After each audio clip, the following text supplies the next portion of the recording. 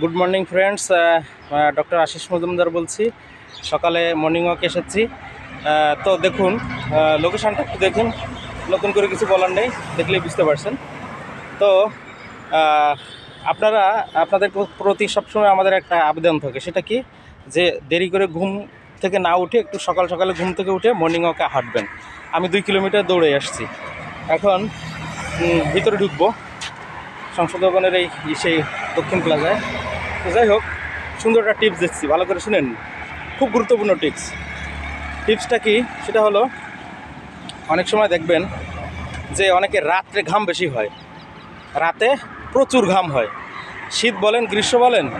এটা যদি হঠাৎ করে দেখা যাচ্ছে হঠাৎ করে আপনার রাতে ঘাম শুরু হয়েছে, মানে শীতকাল অথবা গরমকালে এসি চলছে, ফ্যান চলছে, কিন্তু তার মধ্যেও আপনি ঘামাচ্ছেন।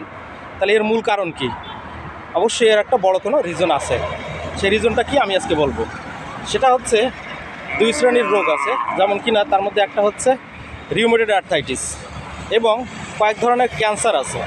এই 2 ধরনের রোগের ক্ষেত্রে মানুষের নাইট সোয়েটিং হতে পারে বা হয়ে থাকে।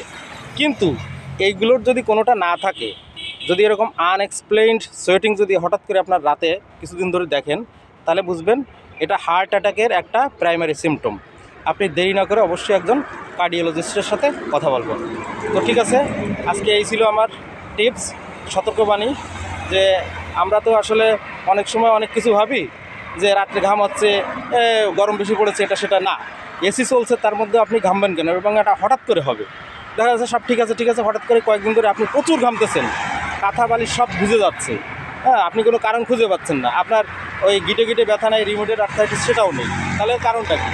তখন আপনাকে ইনভেস্টিগেশন করতে হবে, ইসিজি, ইকো এগুলো করে তারপরে আপনার ব্যবস্থা নিতে হবে। তো আপনি কার্ডিওলজিস্টের সাথে কথা বললে উনি আপনাকে এর ব্যবস্থা করে দেবেন। তো ঠিক আছে, সবাই ভালো থাকুন, সতর্ক থাকুন, সবাই সবসময় মঙ্গল কামনা করি। আজকের মতো বিদায় নিচ্ছি। শুভ সকাল।